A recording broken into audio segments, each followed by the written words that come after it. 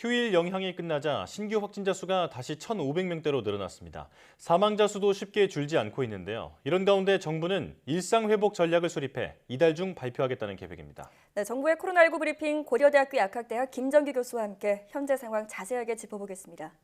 어서 오십시오. 안녕하세요. 예. 신규 확진자가 완만하게 감소하는 듯 싶더니 휴일 영향이 끝나니까 다시 급증했습니다. 현재 상황 어떻게 보고 계십니까? 말씀하신 것처럼 이러한 경향성은 추석 연휴 이전에도 마찬가지였거든요. 네. 그러니까 주말 휴가가 반영되는 요일에는 다소 감소했다가 평일로 돌아오면 다시 증가하는 양상.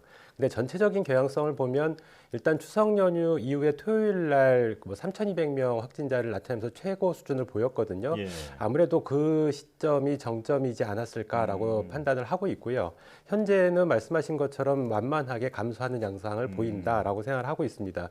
이러한 감소에 영향을 끼치는 대표적인 요인은 백신 접종률이 가파르게 증가하고 있다라고 하는 부분이 가장 대표적일 수가 있고요. 네. 더군다나 일정 부분 진단 검수 건수가 약간 감소를 했거든요. 네. 검사 수 자체가요? 예, 어제 같은 경우에도 한 13만 건 정도인데 보통 평일에는 15만 건 안팎 정도를 보이는데 네. 약간 검사 건수도 감소한 부분도 일정 부분 영향을 미친다라고 생각을 하고 있습니다. 어찌됐든 이렇게 백신 접종이 크게 증가를 하면 지금보다는 더 감소세가 뚜렷해야 되거든요. 근데 네. 그렇지 않은 이유 중에 하나는 방역 조치, 그러니까 지금 그 새로운 거리두기 조정안이 발표되면서 일정 부분 백신 인센티브가 적용되고 그 방역 조치가 완화됐다 이렇게 네. 보시면 될 것 같고 이게 경각심 완화로 이어지면서 이동량도 증가하고 있지 않나. 그리고 특이적으로 올해 같은 경우는 10월 달에 갑자기 한파가 오면서 네. 이런 계절적인 영향도 일정 부분 반영이 된다. 그래서 종합적으로 볼 때는 어찌됐든 전체적으로 완만하게 감소하고 있는 양상을 보인다. 앞으로도 이러한 경향성을 보일 거로는 보고 있는데 변수가 좀 있긴 있습니다. 앞서 말씀드린 것처럼 부정적인 어떤 요건, 그러니까 네. 대표적으로 방역 조치 완화에 따른 경각심 완화하고 그리고 계절적인 영향 등이 반영이 되면 어쩌면 변수가 작용해서 다시 약간은 증가하는 양상을 보일 수도 있겠다라는 생각을 가지고 있습니다. 어찌됐든 11월 초까지는 이러한 양상을 보이지 않을까 생각하고 있습니다. 예. 네. 자, 앞서도 말씀을 하셨듯이 접종률에 비해 지금 뚜렷한 감소세는 나타나지 않고 있거든요.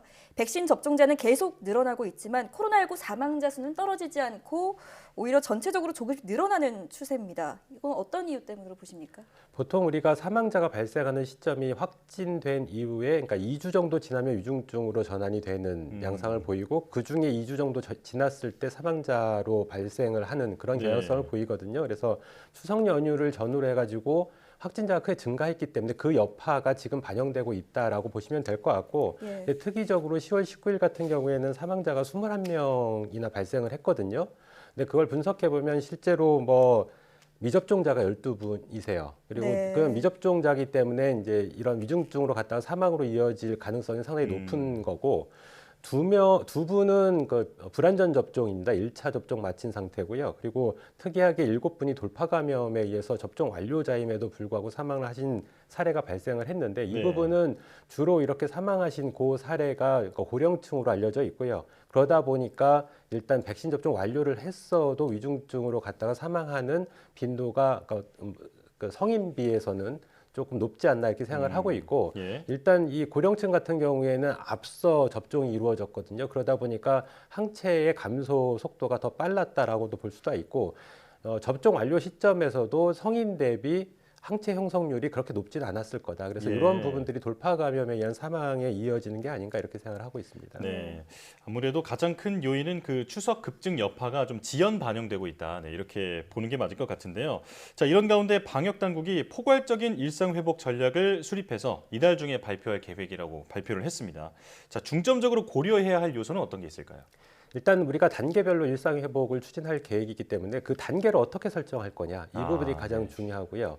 단계를 설정할 때 기준이 어떻게 적용될 거냐. 그 기준에는 지금 위중증률과 사망률이 언급이 되고 있는데 네. 일단 확진자 수는 또 배제되는 양상이 있거든요. 네. 지금 매일 확진자 수를 발표를 하지만 이게 그 위드 코로나로 갔을 때는 불필요하다. 그래서 주간별로 발표를 하고 요건은 위중증이나 사망률, 치사율, 치명률이 가장 중요하다 이렇게 얘기를 하고 있는데 제가 보기에는 그거는 조금 맞지 않다. 다른 의견을 가지고 있습니다. 일단 예. 확진자 수가 기본적으로 중요하고요.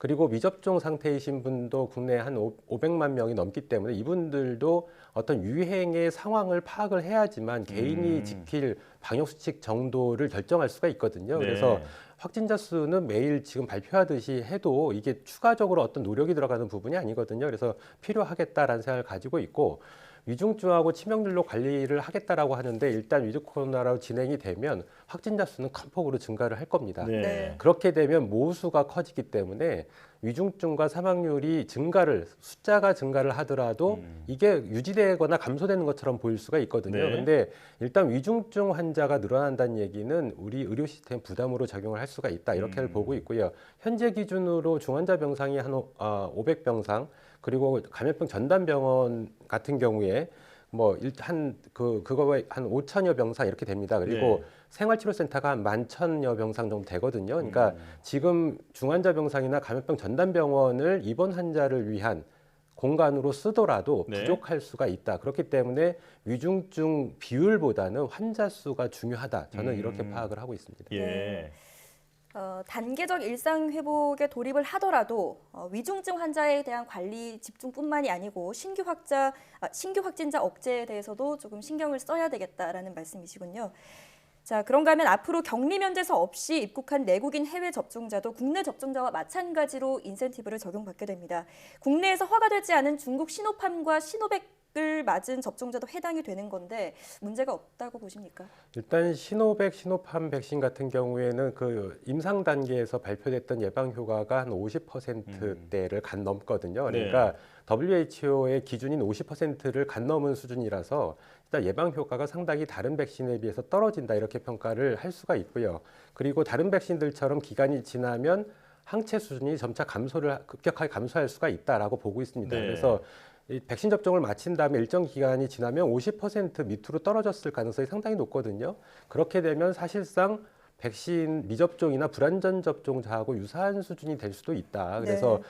만약에 이 시노팜, 시노백 접종자분들이 국내로 입국한 그 숫자가 많게 되면 분명히 영향을 받을 거다라고 생각을 하고 있습니다. 예. 다만 숫자가 적게 되면 어느 정도 일정 수준, 그러니까 제한적으로 영향을 받을 텐데 이 부분이 관건이다. 어찌됐든 시노팜, 시노백 접종자 분들이 국내로 들어와서 백신 인센티브가 적용이 되게 되면 그 규모에 따라 영향을 받을 수 있다. 이렇게 판단을 하고 있습니다. 예. 네.